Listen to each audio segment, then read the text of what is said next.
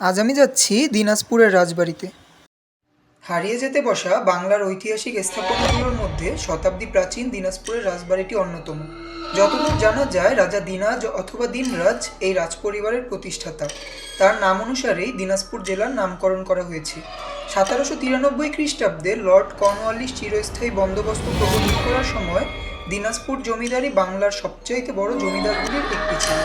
চিরস্থায়ী বন্দোবস্ত বাস্তবায়নের 10 বছরের মধ্যে দিনাজপুর জমিদারি সহ বাংলার সব কয়টা বড় বড় জমিদারির চূড়ান্ত পতন ঘটে।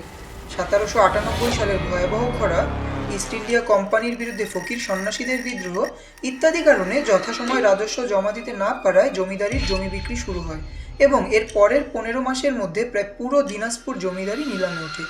কোম্পানির কালেক্টরেট কর্মকর্তাদের সাথে জমিদারদের দ্বন্দ্ব এ জমিদারি পতনের অন্যতম একটা কারণ ছিল।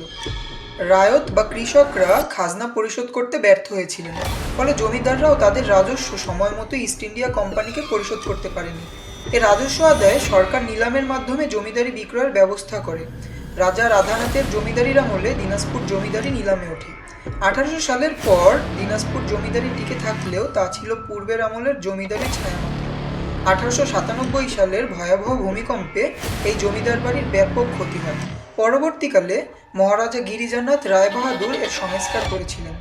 1947 সালে গোটা ভারতীয় উপমহাদেশ ভাগ হবার পর পূর্ববঙ্গ জমিদারি অধিগ্রহণ ও প্রজাস্বত্ব আইন 1950 অনুসারে জমিদারি প্রথা বিলুপ্ত করা হলে রাজা গিরিজানাথের পালক পুত্র জগদীশনাথের আমলে এ জমিদারির বিলুপ্তি ঘটে।